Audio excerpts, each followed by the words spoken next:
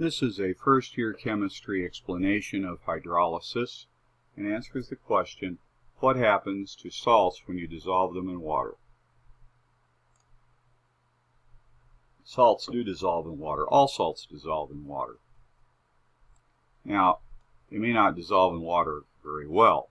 Some salts dissolve just a little because the ionic attraction between the cation and anion is really huge, and so the kinetic energy of the water can't break too many of the bonds. We see a few ions have been grabbed here by the water, but most of the salt ions are still the solid. So we're familiar with lead iodide, silver chloride, barium sulfate, and pretty much all the carbonates, calcium carbonate being limestone. And so those would be salts with low solubility. Some salts have high solubility because the coulombic forces that keep the cation and anion together can be easily overcome when water molecules collide with the ions in the salt. And so we know that sodium chloride, silver nitrate, ammonium sulfate, and potassium hydrogen carbonate are quite soluble in water, and you can see here how the sodium and chloride ions have been surrounded by water molecules, solvating them and causing them to be in solution. Now, whether slightly soluble or very soluble, salts always dissociate 100% in water. The ions that do come off of a salt dissolved in water will conduct electricity, and so you have strong electrolytes from every salt. They dissociate and solvate, forming an electrolyte. This is a diagram showing how we could put two electrodes into a solution of some sort of ionic solid, and we have a plus and minus across it. So we have a potential difference across these electrodes, and an electric current will pass through because an electric current is moving charged particles, and these ions, surrounded by their water molecules, can move. Now, neutral salts, once they've dissolved in water, cannot react with water. A neutral salt is one made from a strong acid and strong base. You see here sodium chloride, which is made from sodium hydroxide and hydrochloric acid. Now, hydrochloric acid is a strong acid. Therefore, the chloride ion is not really terribly attracted to the hydrogen ion. We would say that chlorides are lousy bases because they don't grab onto hydrogen ions very well. The only way you can make hydrogen chloride gas and hydrochloric acid is to take a chloride salt and literally boil it in concentrated sulfuric acid. You can see that the chloride has to be forced to get hooked up with a hydrogen ion. Since hydrochloric acid is a strong acid, the chloride simply remains surrounded by the water molecules, does not attempt to steal any hydrogen ions.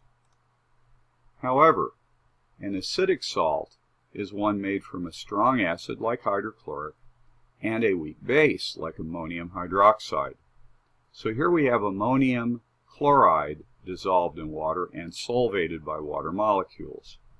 Since HCl is a strong acid, the chloride again does not steal hydrogen ions away from the water. But the ammonium ion can steal hydroxides away from the water.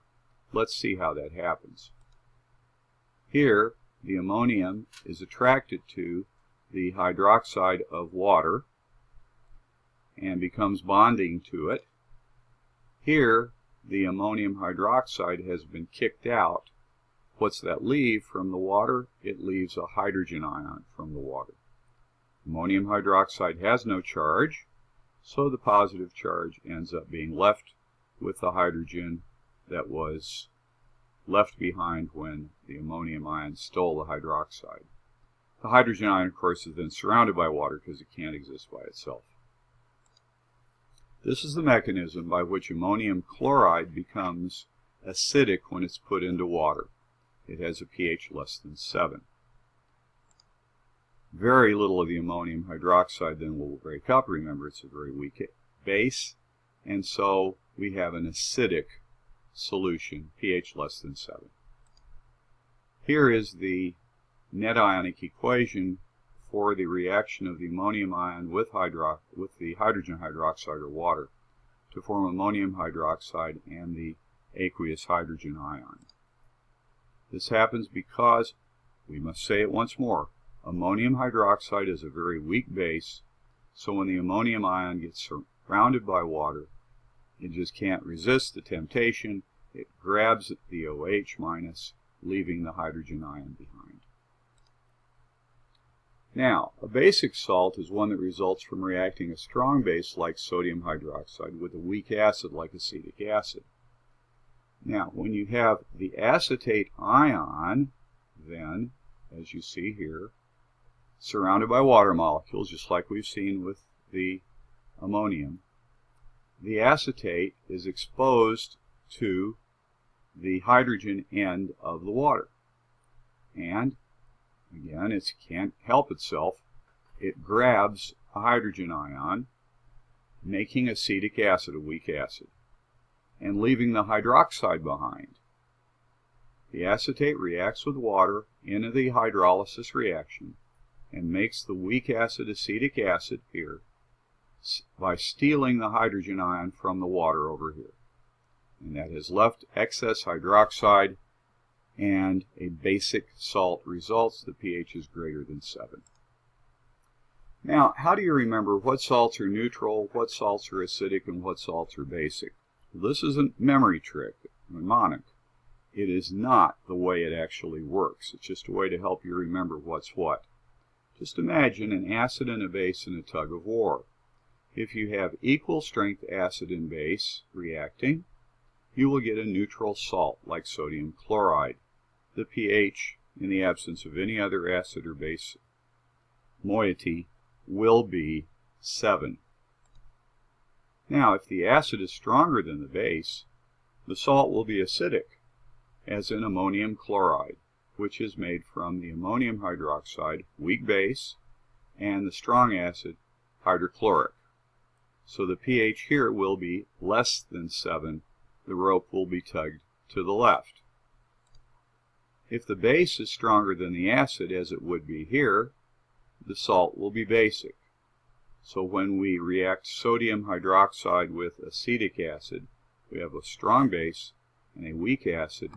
The pH then will be greater than 7. Please remember, this is not the chemical reason why such things happen, acid-base neutral. It's just an easy way to remember it. The strongest player wins.